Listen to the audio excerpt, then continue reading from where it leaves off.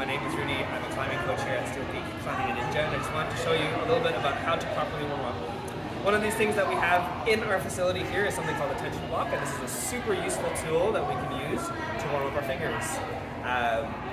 Notice here that on the tension block there's different numbers that have different slots. I don't know if you can see those.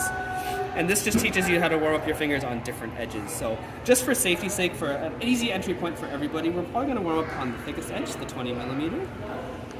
And what the form is, it'll teach you how to warm up your fingers. So one of the things that we'll be using here is something called a half curve, where you'll slot your fingers into the slot, and you're going to try to maintain this 90-degree bend at that joint there. Sorry, it's not a very good example, but something along that line. And then to change the difficulty or have the level of appropriate warm-up, we're going to use something like this. This is something called a loading pin, and this is where we can start to use or put different varying amounts of weight onto the pin to make sure that we're warming up our fingers properly.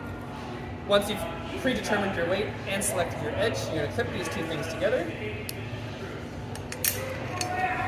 and then we're going to be performing a lift, or something called a no-hang pull. So essentially you're going to get into your half-curve grip, engage your fingers, and then lift the weight off the ground, and then put it back down. And you just keep doing this for a predetermined amount of time until your fingers warm up. There's a whole other video in terms of what we can talk about in terms of how much to do, but we'll tune in on that for the next one. Just in summary, this is a no-hang pull on how to use your loading pin and the tension block that we have here at our gym. Give it a shot.